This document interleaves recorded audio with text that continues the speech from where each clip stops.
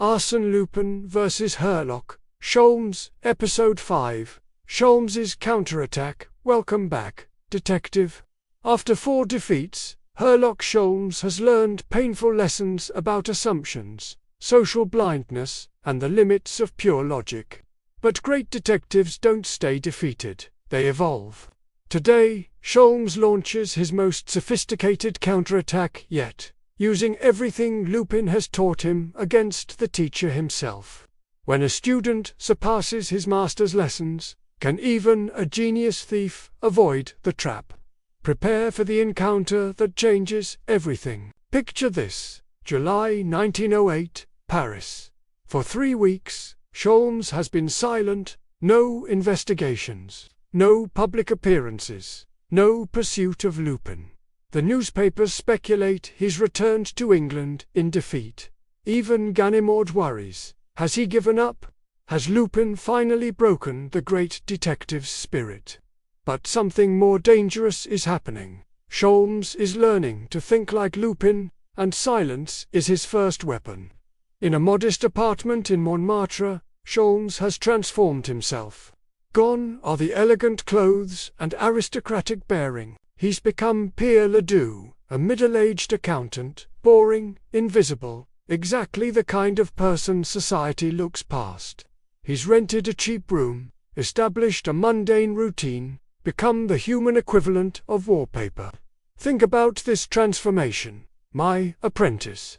The great detective has embraced the very invisibility Lupin used against him. What does this tell us about Sholmes' evolution? But Sholmes isn't just hiding, he's hunting. He spent 3 weeks infiltrating Lupin's world, not as a detective but as a potential accomplice, through careful inquiries in criminal circles, posing as an accountant desperate for money and willing to help fence stolen goods. He's made contact with minor members of Lupin's network. Each conversation, each transaction, brings him closer to understanding how Lupin's organization actually operates. Here's what Sholmes discovers. Lupin doesn't have a single headquarters or permanent gang. Instead, he maintains a loose network of specialists, forgers, fences, informants, safecrackers, each knowing only their small part of larger schemes. Communication happens through dead drops and coded messages in newspaper personals. It's decentralized, resilient, brilliant, but every network has a center, and Sholmes is determined to find it. Meanwhile, Lupin is planning his next spectacular heist, the Coronation Necklace, a priceless piece commissioned for Napoleon's Josephine. Currently owned by the elderly Duchesse de Lancan, she's announced she'll wear it one final time at a gala celebrating her 80th birthday before donating it to the National Museum. Perfect target, perfect timing, perfect opportunity for Lupin's trademark audacity. Sholmes learns about this target not through official channels but through criminal gossip, whispers among fencers about something big coming. Specialists being quietly contacted, materials being assembled. This is intelligence gathering like Lupin does it, patient, invisible, systematic, and Sholmes realizes something crucial. If he can position himself correctly within this network, he can be present at the crime itself, not as a detective pursuing a thief, but as a participant who reveals himself at the critical moment. But here's where Sholmes' plan becomes truly brilliant. He doesn't try to prevent the heist or warn the Duchesse. Instead, he allows Lupin's plan to proceed naturally while ensuring he's embedded within it. Through his Pierre Ledoux identity, he volunteers his accounting skills to help calculate the necklace's division among buyers, making himself useful enough to be invited closer to the operation. Think about the reversal here, detective. Previously, Lupin infiltrated legitimate society to commit crimes. Now, Sholmes infiltrates criminal society to solve them. The hunter has learned to hide among the prey, using their own camouflage against them. The night of the gala arrives. The Duchesse de Lancash's mansion blazes with lights, 500 guests celebrating her remarkable life. Among them, naturally, is Lupin, but in what disguise? Sholmes, maintaining his Pierre Ledoux identity, isn't at the gala. He's in a rented warehouse 3 blocks away, where several of Lupin's specialists have gathered to receive and process the stolen necklace once it arrives. This is Sholmes's crucial insight. Lupin steals brilliantly, but he still needs criminal infrastructure to move stolen goods. By positioning himself at that infrastructure rather than at the crime scene, Sholmes will finally see Lupin's real face when the thief arrives with his prize, no longer needing disguise among his own trusted network. At 11 p.m., a figure enters the warehouse carrying a velvet case, the Coronation Necklace, stolen somehow from the Duchesse's neck during the gala. The figure removes his mask, revealing a man in his 30s, with dark hair and sharp features. The specialists gather around, examining the necklace, discussing how to divide the individual stones for separate sales. And Sholmes, as Pierre Ledoux, the accountant, begins calculating values and percentages. But something troubles him. This man with the necklace doesn't feel like Lupin. His mannerisms are confident but not theatrical, professional but not artistic. He introduces himself as Grognard, and treats the others as equals rather than with Lupin's characteristic superior charm. Sholmes realizes with sinking certainty this isn't Lupin at all. It's one of his lieutenants, operating independently with the stolen necklace. "Where is Lupin?" one of the fences asks. "Why isn't he here to oversee the division?" Grognard shrugs. "The master doesn't involve himself in logistics. He plans, executes, then leaves distribution to us. That's why he's never caught. He's never present when the goods are actually moved. Think about this revelation, my apprentice.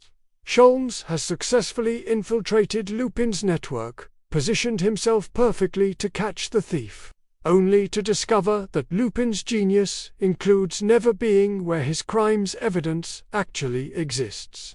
How do you catch someone who's separated himself from his own crimes? But Sholmes doesn't abandon his plan. If Lupin won't come to the goods, perhaps the goods can draw Lupin out. He makes his move. "Gentlemen, I'm afraid this operation is over. I am Detective Herlock Sholmes, and you're all under arrest." Inspector Gatnemered at his signal, police burst through every entrance. The warehouse erupts in chaos. Some specialists try to fight, others flee, but all are quickly contained. Grognard stares at Sholmes with grudging admiration. "You've been Ledoux for 3 weeks. Impressive detective work. But you've failed in your real objective. Monsieur Lupin will never risk himself to rescue us. We're expendable. He's already won, the theft succeeded, and he's nowhere near the evidence." But Sholmes smiles, revealing the true depth of his plan. "I'm not trying to rescue you, Monsieur Grognard.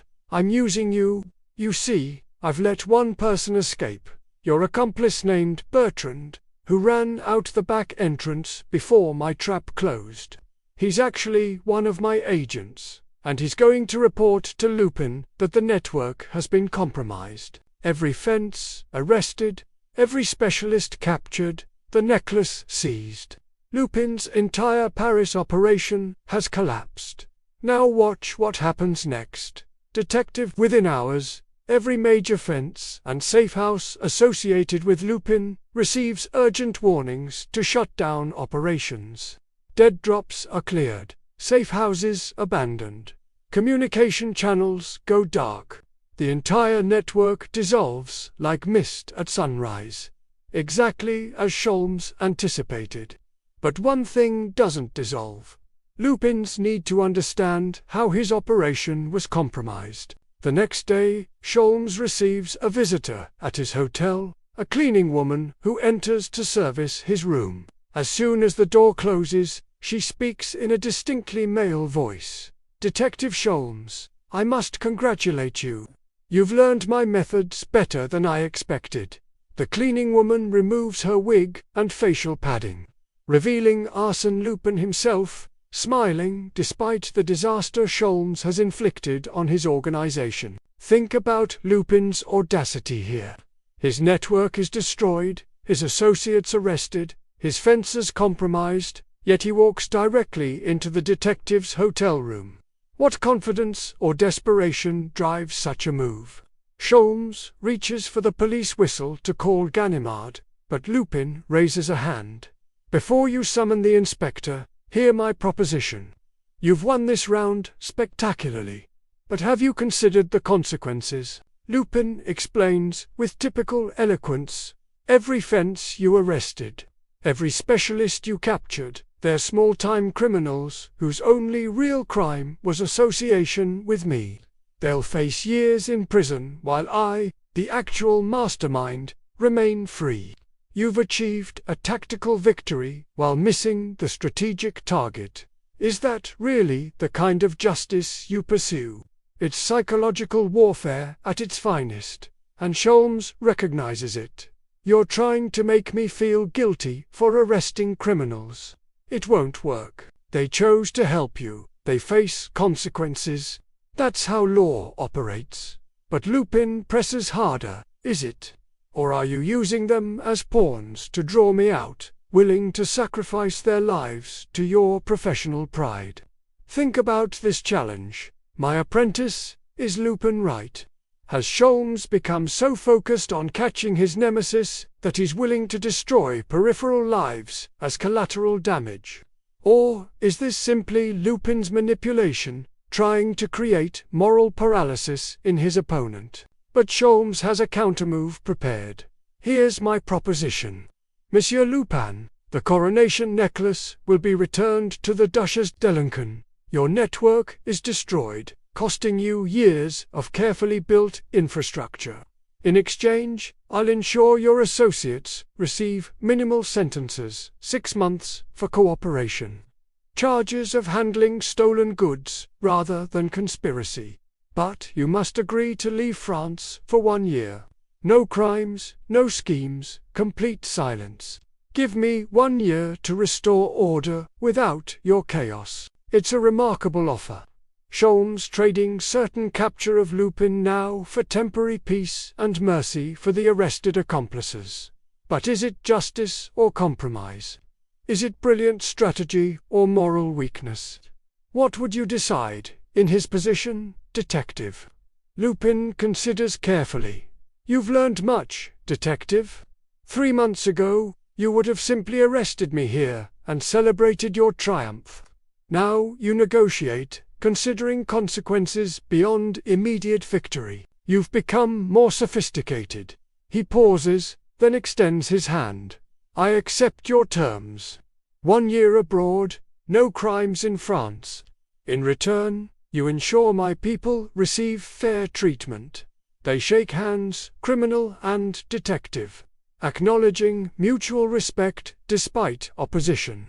Sholmes adds one condition. "The year begins after you return the Coronation Necklace personally to the Duchesse, with apologies for the distress caused. Face the human consequence of your artistry." Lupin agrees, revealing that he's already drafted an apology letter. "So tell me, apprentice, who won this encounter?" Sholmes destroyed Lupin's network and forced him into exile, achieving more than any previous detective. But Lupin remains free, his associates protected, and he's bought time to rebuild abroad. And both men have fundamentally changed, the detective learning compassion, the thief acknowledging consequences. The newspapers report it as complete victory. British detective triumphs. Lupin's network destroyed. But the private truth is more complex, a negotiated peace between equals, both recognizing that total victory might cost more than it's worth. Inspector Ganimard, learning of the deal afterward, is furious. "You had him in your hotel room and let him walk away. This is madness." But Sholmes explains, I achieved the objective, stopping his crimes, recovering the stolen necklace, dismantling his operation. Arresting him would have been ego satisfaction, not justice improvement. I chose the outcome that helps the most people. The final letters are exchanged. Lupin writes from Switzerland. Dear Herlock, you've proven yourself a worthy opponent by learning that victory isn't always about capture. I'll honor our agreement, but when I return in 1 year, expect to face an opponent who's used this time to become even more formidable. Until then, enjoy your peace. A.L. Sholmes responds, Monsieur Lupin, use your year well. When you return, you'll find I've used mine equally productively. Our duel will resume, but both of us will be better versions of ourselves. A detective who thinks like a thief. A thief who thinks like a detective. May the best evolved genius win. This encounter marks the end of their first major campaign. 5 battles. Countless lessons, both men fundamentally transformed by their conflict. Sholmes learned that pure logic needs human wisdom. Lupin learned that even criminal genius faces accountability. Neither achieved absolute victory, but both emerged stronger, wiser, more complete. Join me next time for the season finale, the final confrontation, 1 year later. Both men return, changed by their experiences. Sholmes has integrated criminal thinking into his detective work. Lupin has built a new network, informed by understanding how detectives think. When they collide again, the result will determine not just who wins, but what winning actually means. The ultimate test awaits.